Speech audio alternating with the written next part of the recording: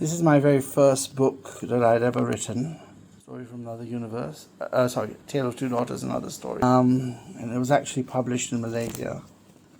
But now I'm going to talk about A Tale of Two Daughters, the actual story. I was told it's quite a good story, so I'm just going to go on with it.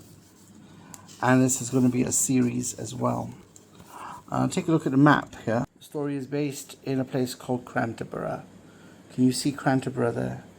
There's Hamilton, the capital, Cranterburgh, and you see Cranterish homeland in the center. Cranterburgh is in an island world. Okay. Now we're going to... Dear reader, I do not know how to start a story of tragedy, one that has to be written for the truth. Yet I feel if I write, I would cry. For these tales are about my own daughters, Grace and Samantha. Oh, how I wish what happened did not. Yet as any mother knows, reality always stands true in spite of one's own feelings. It is raining outside. I look at my daughter's pictures, Grace on the left and Samantha on the right, of my writing pad. When these portraits were drawn for them 10 years ago, I did not realize that I would lose them both in such a short span of time.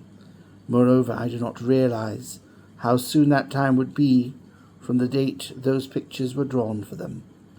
Without wasting more time, here is a testimony, the truth of my daughters, and how I came to be all alone. Chapter 1, Grace and Samantha. The left portrait is Grace's picture. She is the cuter of the two. Shame on me, thinking one child being better looking than the other. Though I do not mean better looking, I simply meant that Grace's face was snug, cute, like a little doll. Though not to belittle her, she was in a sense an attractive young girl. I miss you, darling. Wish what happened never did. Grace's mother, Joan, started to cry, tears splattering the letter. When she had finished, she had to rewrite her sentences, and again more tears. How on earth could she finish before dawn? She had to set her thoughts straight as she was mourning for the loss of her two daughters.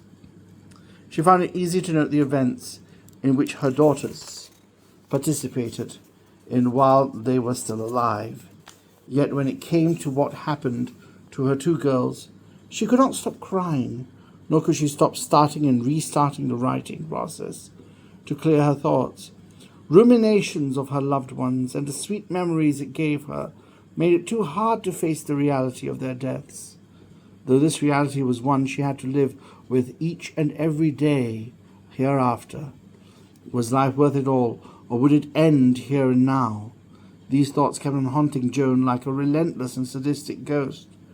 When she had calmed, she began. Grace stood at 5'4", fairly tall for a 12-year-old girl. She had long blonde hair. She had puffy cheeks, which she complained always made her look fat. I once told her that as a young lady, size and beauty may matter, but she always had a natural charm which nobody could outdo. That comment alone started the enmity between the two girls, or at least jealousy with one of them. Samantha, on the other hand, was also 5'4" or 5. I can't quite remember. She had short, dark hair. I always wanted my girls to keep long hair and tie it up like a princess would, but Sammy would want to do things her way. Samantha, being Grace's twin, was also about 12 years old. I suppose she never bothered with her looks, but with her specs, kept her eyes focused on her studies. Recently I had her wear braces on her teeth to straighten them. She never took much interest in herself. Gracie and Sammy always loved to play dolls and doll houses when they were young. My husband, Richard, used to buy them these toys. Richard had earned all that money after his father had passed away, so we could afford all the dolls in the world for my dear girls to play with. With Richard's father's passing, we had also inherited the country estate and mansion, to which we moved to after having lived in a 4-bedroom apartment in the city. It is a mansion of a house. When we moved, the girls were only 5 or 6. I doubt they would know what city life was all about. I doubt they would appreciate the hard work one has to do to put food on the table, though I love them much the same, and I am glad they enjoyed much of their childhood in this big home. They had very few friends except for the children of our servants, though I rarely allowed them to play with those children, as they were not landed aristocrats, but mere peasant folk. There were class differences that we had to nurture in our young, We do not want our 2 children to grow up like mere paupers, so I had to keep the 2 of them together. By the way, for your information, the year is 1824 in Hallsborough Estate, somewhere to the east of Thigsby, a small town amid the rich farmlands of southern Cranterburgh. We are Cranterish. As a result, we pride ourselves on being men and women of class. At this time, Cranterburgh was one of the biggest powers invading the rest of Ontario, our homeworld. As gentryfolk, we were proud of our nation's accomplishments. We had colonies all over the southern continent to the south of our isles. Sorry for veering off a tangent. My daughters would play and would fight, yet never would I experience so much fighting that would lead to what happened. I'm tired. I need to sleep. I will let you know the rest tomorrow.